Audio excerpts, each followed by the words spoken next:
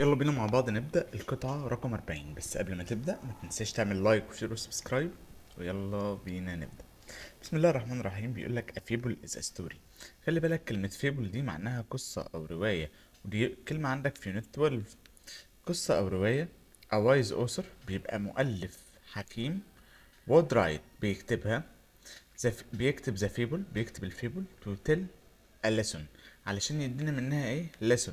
خلي بالك كلمة lesson معناها درس، بتساوي كلمة اسمها moral، ان هو بنتعلم منها درس. يبقى الفيبل هي خرافة او مثلا حكاية بتتحكي، المؤلف بيكتبها علشان يدينا منها ويعلمنا منها درس. حلو، كمل معايا. فبيقول لك long ago من زمان people wrote many fables. الناس كانوا بيكتبوا، كانوا متعودين ان هم يكتبوا many fables، العديد من الايه، من القصص والروايات دي. they wrote them to help other people learn. كانوا بيكتبوها علشان يساعدوا الناس التانية ان هي learn، ان هي تتعلم. for example على سبيل المثال the fable القصة بتاعت the tortoise and the hare. tortoise يا جماعة معناها سلحفة، وهير هو الأرنب. يبقى على سبيل المثال قصة السلحفة والأرنب، طبعا قصة مشهورة جدا وكلنا عارفينها. tells people بتعرف الناس it's not wise، ان مش من الحكمة او انك لست حكيم to show off. خلي بالك show off phrasal verb او فعل اصطلاحي معناه انك تتفاخر. يبقى القصة دي بتعلمك انك مش من الحكمة انك تتفاخر. it's wise to work hard، من المهم انك تعمل بجد. حلو. بعد كده بيقول لك ايه. most fables معظم الخرافات have animals in them، بيكون فيهم حيوانات. unlike real life على عكس الحياة الحقيقية. خلي بالك كلمة unlike معناها على عكس الحياة الحقيقية. اه the animals in fables talk. على عكس الحياة الحقيقية بتلاقي ان الحيوانات في الخرافات دي او في الفيبلز في القصص دي توك. حلو، الحتة دي حلوة عشان هيبقى لها سؤال كمان شوية. تمام. بعد كده بيجي يقول لك the animals often do foolish things. الحيوانات دايما بتعمل foolish things يعني أشياء حمقى. for example على سبيل المثال يعني in one fable there is a crow. في fable، في قصة أو خرافة there is a crow. crow يعني إيه؟ crow يعني غراب. في غراب it takes a delicious fruit from a garden. أخد delicious fruit فاكهة لذيذة from a garden من حديقة. but then معناها بعد ذلك، ولكن بعد ذلك as the crow soars. كلمة soar معناها يطير أو يحلق. لما كان هو طاير وبيحلق it shows off إنه كان بيتفاخر.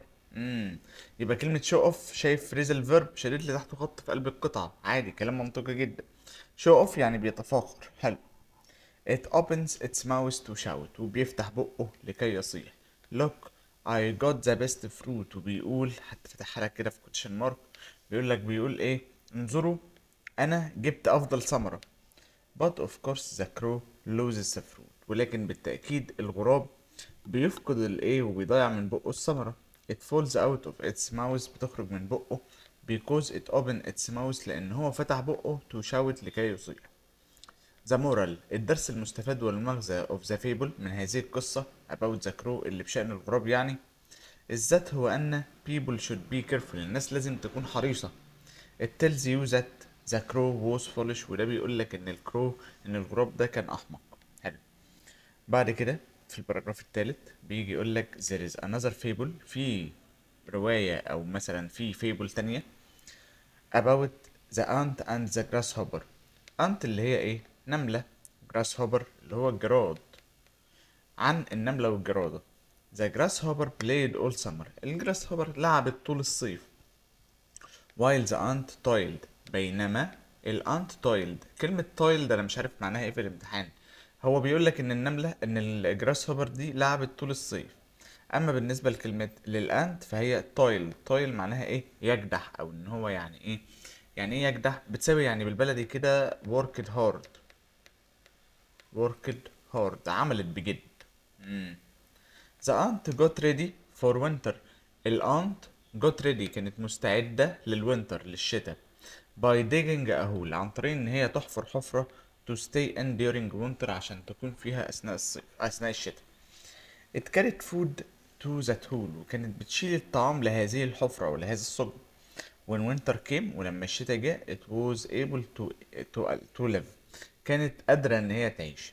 لكن the grasshopper لكن الجرادة didn't have any food ولا كان عندها any food أي طعام nor ولا a place to stay ولا حتى مكان إن هي تقوم فيه. winter was a great challenge for the grasshopper. الشتاء كان تحدي كبير وعظيم جدا للجراس هوبر للجرادة. it إنها asked the aunt طلبت من الأنت. طبعا سؤال سهل، مين اللي طلبت من الأنت for help؟ طبعا أكيد it الجراس هوبر طلبت من الأنت إن هي تساعدها. the aunt was generous كانت كريمة and helped the grasshopper وساعدت الجراس هوبر بس. which learned a lesson وده علمنا درس. so did everyone who read the fable واللي بيعمله أو اللي كل واحد بيقرأ الفيبل بيقرأ القصة والرواية. تعال نشوف مع بعض السؤال رقم واحد. what is the best title for the passage؟ ايه هو أفضل عنوان للقطعة؟ هي القطعة كانت بتتكلم عن ايه؟ morals from fables المغزى الأخلاقي من الفيبل، ولا كانت بتتكلم بس على الأنت والجراس هوبر، ولا كانت بتتكلم بس على الفرج كرو الغراب، ولا كانت بتتكلم على التورتايز والهير؟ طبعا هي كانت بتتكلم على الفيبلز القصص دي عموما والمغزى المستفاد من القصص دي. ما كانتش بتتكلم عن النملة والجرادة لوحدهم، ولا على الغراب لوحده، ولا على السلحفة والأرنب لوحده. حلو. بعد كده السؤال اللي بعده رقم اتنين بيقول لك what do we learn إيه اللي بنتعلمه from the fable من الفيبل about the crow اللي بشأن الغراب. تعال نرجع للفيبل اللي بشأن الغراب تاني. تعال بينا كده واحدة واحدة بالراحة. هي من أول هنا كده مثلا هو بيقول لك إن المورال the fable أهو. تعال نحددها بلون تاني. the moral of the fable about the crow is that person should be careful إن الشخص لازم يكون حريص. it tells you that the crow was foolish وده بيعرفك ان هو كان احمق. حلو. يبقى ايه اللي بنتعلمه؟ ان الشخص يكون حريص. حلو. to be careful اهي باينه زي الشمس قدامي، مش محتاجه تفكير كتير. not to talk too much ان احنا ما نتكلمش كتير، لا. to be foolish انك تكون احمق، لا. to eat your food at once انك تاكل طعامك في الحال، برضو لا، مش ده المغزى اللي انا اتعلمته. يبقى الاجابه الصح هي رقم بي. which summarizes أي من الآتي يلخص the fable القصة والرواية about the ant and the grasshopper. ايه اللي بيلخص او ايه المغزى المستفاد من الانت والجراس هوب؟ surviving the winter النجاة في الشتاء، ولا digging a hole انك تحفر حفرة to stay in during winter انك تقيم فيها اثناء الشتاء، planning for the future التخطيط للمستقبل، ولا الدرس المستفاد انك to live life to the full انك تعيش الحياة بأكملها بطولها بعرضها يعني بمعنى صح؟ لا طبعا الدرس المستفاد من القصة بتاعت الانت والجراس هوبر هو البلاننج for future انك تتعلم انك تخطط لمستقبلك، ما تسيبش كل حاجة كده. بعد كده رقم أربعة the fable about tortoise and hare القصة والرواية بتاعت التورتايز والهير بتاعت السلحفة والأرنب. تيلز بيبل بتعرف الناس، بتقول لهم ايه؟ تو شو اوف ان هم يتفاخروا، ما اعتقدش. نوت تو شاوت ان هم ما يصحوش، برضو لا. طب تو ورك هارد ان هم يعملوا بجد، ولا تو بي كيرفول ان هم يكونوا حريصين؟ تعال نرجع لها تاني. هنا بيقول لك ايه؟ تعالى برضو بلون مثلا مختلف.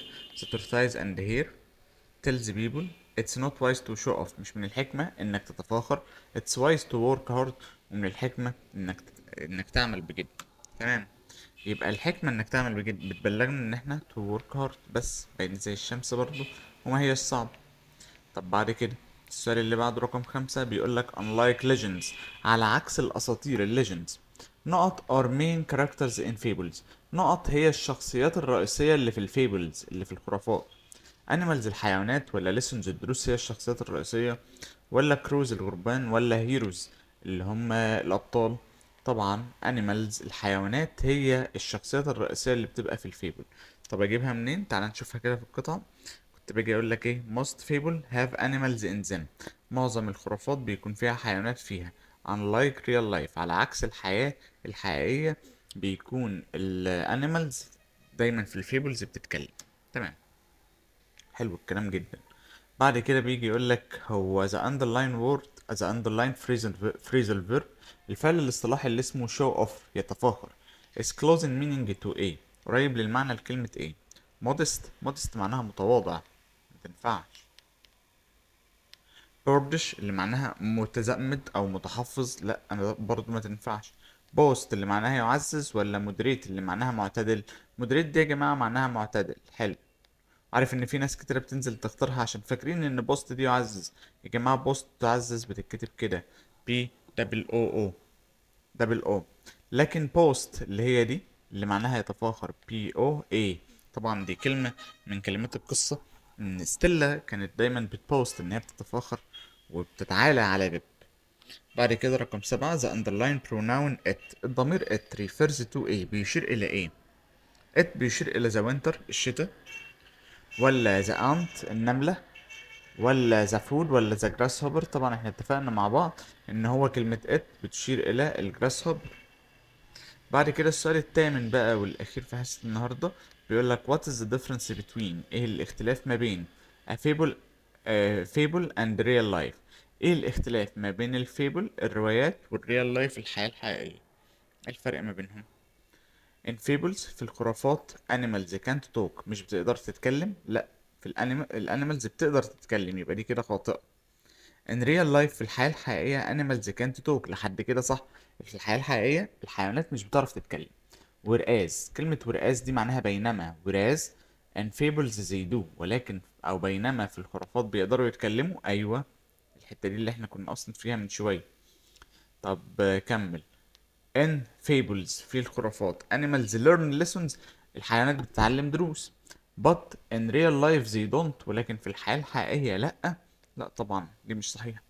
in real life في الحياة الحقيقية، مع العلم ان في ناس كتير اصلا بتختار دي.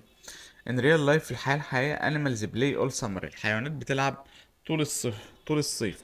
however على الرغم من ذلك the fables they don't في الخرافات مش بيعملوا ده برضو لأ. فالإجابة الصح والمظبوطة تبقى رقم B. وبكده الحمد لله نكون خلصنا الحصة بتاعت النهاردة. ما تنساش من فضلك تعمل لايك وشير وسبسكرايب، واشوفك ان شاء الله بإذن الله في فيديو جديد. بالتوفيق لكم جميعا، سلام.